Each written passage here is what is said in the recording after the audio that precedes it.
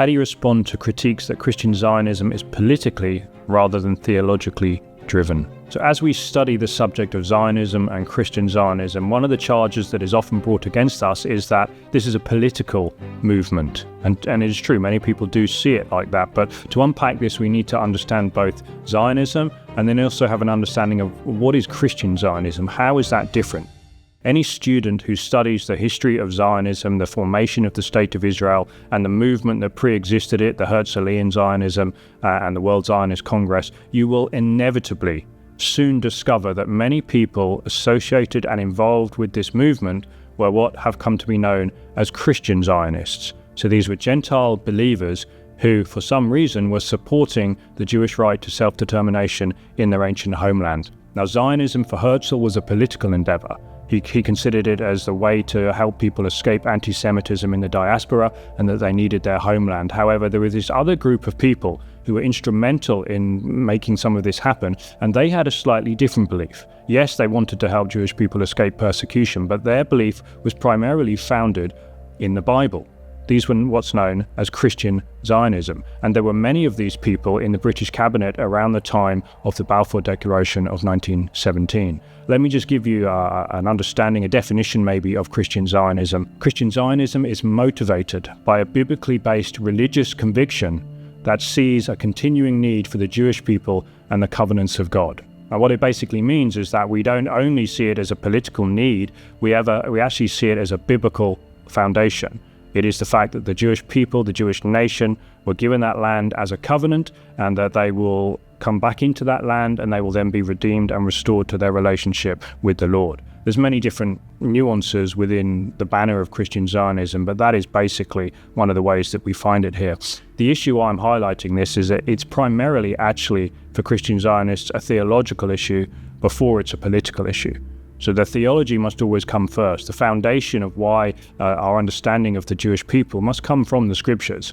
And then that plays out as we walk out our Christian faith, as we're using it to influence our worldview and the way we interact with the world. This, of course, leads to support in many different areas, including the political arena. And in the time just before the formation of the State of Israel, there were many British Christian Zionists and other Christian Zionists around the world who were helping and instrumental in organizing meetings and relationships with Theodor Herzl so that he could get the Zionist organization and this dream come to fruition. Now, when you study this history, one of the charges that is actually brought against it is that it's nothing to do with God. This is simply the modern Israel is a creation of the Zionist entity, and if it wasn't for all these people helping in their misguided understanding, then there would be no Israel today. But we've already gone through many of these restoration scriptures that talk about the return of the Jewish people to the land in unbelief. And there are many reasons why Christians should support Israel. You've got that foundational element that I've laid out there, the covenants, the promises, that God does not break his word, and that there still remains many unfulfilled prophecies relating to the nation of Israel. And we know that all of those prophecies that are related to the first coming and related to the nation of Israel in the past that have been fulfilled, they were fulfilled exactly as they were written. And because of that, we have a necessary consequence, a logical consequence, that we can believe all of the second coming passages will be fulfilled exactly as written. And we do not believe that they will be redefined, that they will be reinterpreted in some way through New Testament revelation to be fulfilled in a way that they didn't originally say. And this is part of the debate between people who believe in a future for Israel and people who don't. And this becomes very important when you're looking at the political aspects, because if you don't have a purpose for the nation of Israel today or in the future, then you are more inclined to lean to these harder views of supersessionism that end up being quite anti-Zionist, and as we've seen in some areas, that they stray over into the line into anti-Semitism. Now, Christian Zionism affirms a continuing belief in the covenants. The covenants, the Abrahamic covenant, the Davidic covenant, the New covenant, all of these are still in effect, and they have things that need to be fulfilled. What we need to do when we come to the biblical text is identify the passages that speak of a future Israel, and then we can fully understand Christian Zionism. It's not just politics, it is theology. One charge that is often brought against us is that this is something new. You wouldn't even be speaking about this before 1948. It's only because of Herzl's Zionist movement that we have Israel today, and therefore this is a new movement. It's connected to these new theological movements. We need to understand that this is not, in fact, true. Although the terminology Christian Zionism could be considered new by theological accounting in some ways, before the establishment of the State of Israel in 1948, there were still people that believed in a future restoration of Israel. They just did not call themselves Christian Zionists because they didn't know there was no such thing as a Zionist movement in the modern political sense. They were referred to as restorationists, and there were many of them, restorationists. They go all the way back into the early days of church history, and especially with the Puritan writers that just preceded the Victorian era and the evangelical revivals of that time, that when you had many of these restorationists taking high-profile positions in government, and they were able to influence and use their influence and title to help foster the establishment of the State of Israel. Let me read to you just one quote from the quintessential Prince of Preachers, Charles Spurgeon. He said, "We cannot help look for the restoration of the scattered Israelites to the land which God has given them by a covenant." And I quote from him here not only because he's a well-respected preacher, but because he was writing that in 1887. So this is long before 1948, the Zionist establishment of Israel, as we would say there. He was writing this simply long before any of this because he saw it in the Bible. He read the scriptures and he saw, yes, there's a regathering promised to the children of Israel, and we need to make sure that we pay attention for that.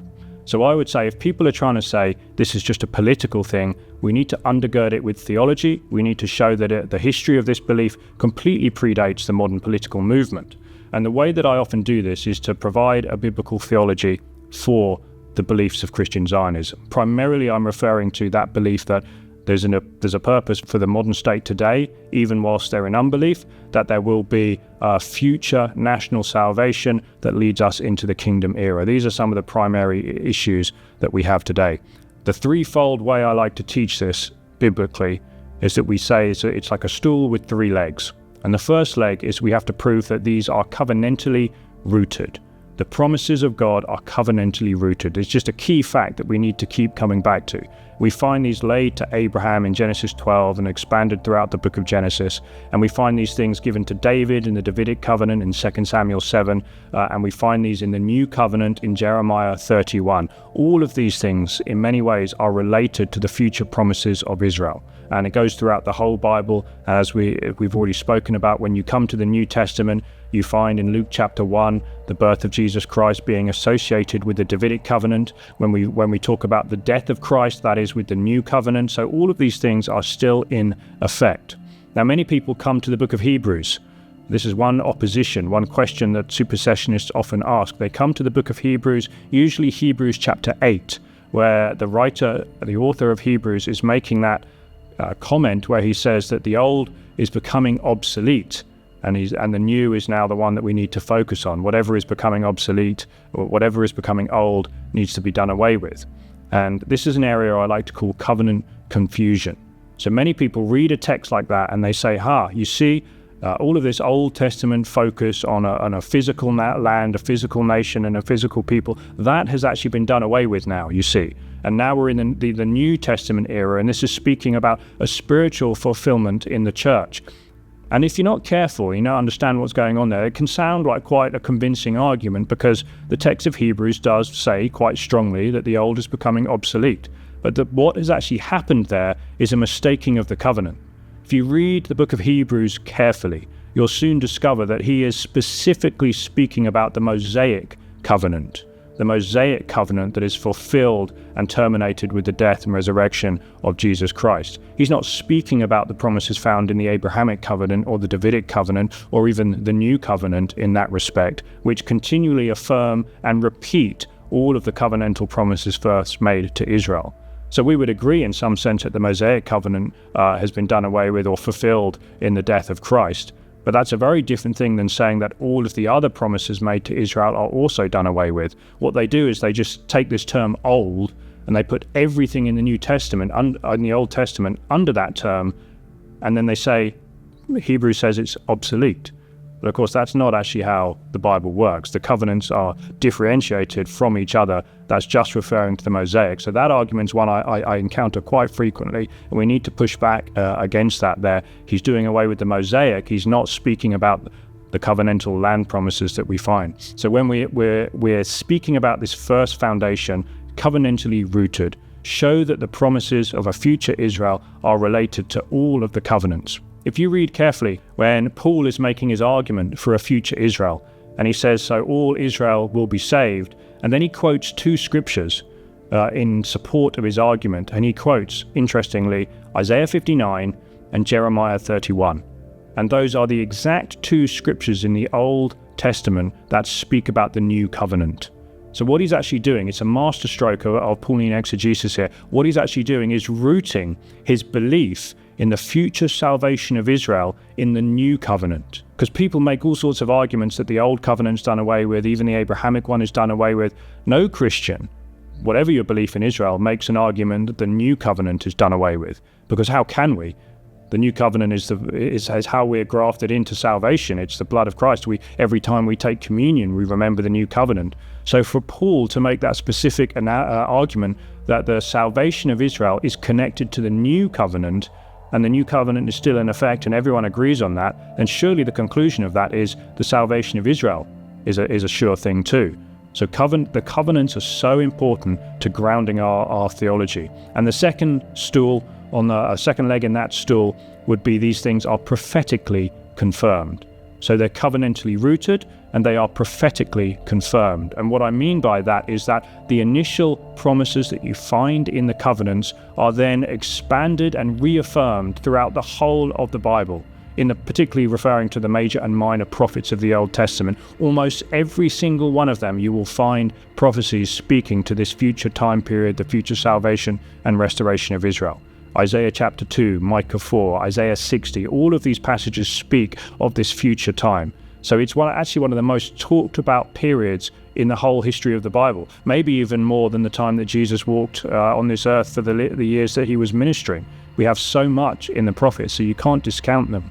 So that's the second stool, covenantally rooted, prophetically confirmed, and then the third leg is they are eschatologically fulfilled. And what I mean by this is that they are then traced through into the New Testament. As I've already mentioned, the birth narratives, Luke chapter 1 connects all these things to the Davidic covenant. Paul connects these things to the new covenant. When you read through into the book of Revelation, you'll see these things connected to all the covenants. The tribes of Israel are still there, they're still significant, the covenants still stand. So when we're talking about Christian Zionism, or if you don't want to use that term, that's fine. We're talking about Christians who have a belief in the covenant purposes and future of Israel. All you need to do is have those three things. Show that these are rooted in the covenants, show that they are prophetically confirmed throughout the Bible, and that even in the New Testament, which is much smaller and admittedly doesn't address these things in the same way, it still affirms and repeats them at various places, which is extremely significant. So in answer to the charge, is this a political issue? No, it's purely a theological issue. So why is it that many Christians seem so active in the political arena? This is also something we need to do with wisdom, because there may be Christians out there who hold a simplistic view that we are told to just support Israel in anything and everything. I don't know anyone who actually makes that claim, but it's a charge that's often brought against us. And I think the answer, just if you're using wisdom, is to simply say, of course, that's not what we're claiming. We must uphold our Christian values in all these things, but one of those Christian values is, like the Apostle Paul said, we're not to be wise in our own estimation against the branches. We're not to boast against the branches, so we have to incorporate them into our theology and our politics.